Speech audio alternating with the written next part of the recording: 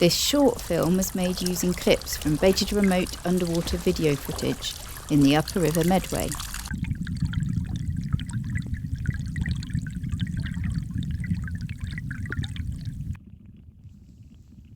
Though the target species were fishes, others captured included these cased caddis at Owlet's farm, which are shown here with the film running at double speed so that you can perceive their movement.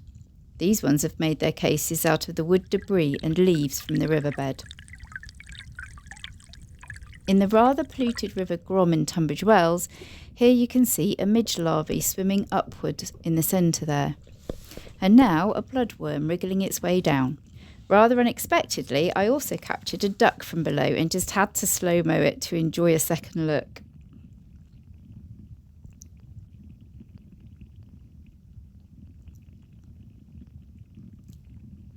Here at Kingscott we have a crayfish which I disturbed upon return to the camera rig.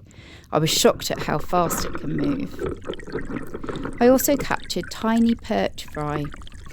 Their vertical stripes already developed, all shoaling under cover of a crevice at the side of the stream. At Green River Farm we have some curious little minnows, always the first to arrive to the camera, very inquisitive and always voraciously hungry.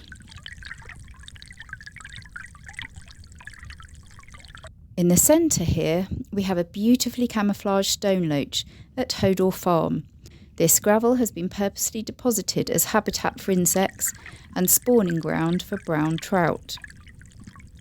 Surrounded by minnows again, of course, enter two beautiful dace, very elegant and more silvery than a chub and quicker. This clip is slowed down. We can just see a trout in the sunlight here in a pool at Gravetye Manor, with its adipose fin giving its identity away. At Green River Farm, here we have a chub foraging amongst the long straps of unbranched burreed and the delicate starwort. I've got to know these individuals, and this one is Beauty Spot, identified by the two spots on her face. This footage is slowed down so that you can see what they're up to more clearly. Two chub together, having a little forage. The second one is called One Eye.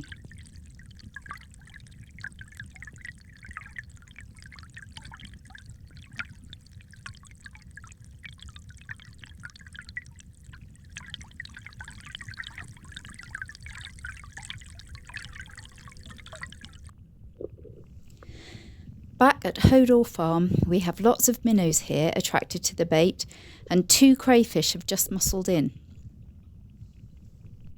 The minnows take advantage of the crayfish breaking up the food when it becomes small enough for them to grab.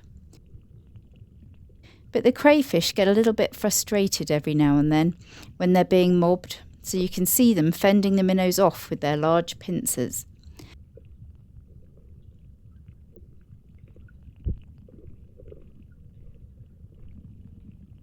Their smaller feet are very dexterous and they can get into the small crevices in this weighted feeder, accessing where the minnows can't reach.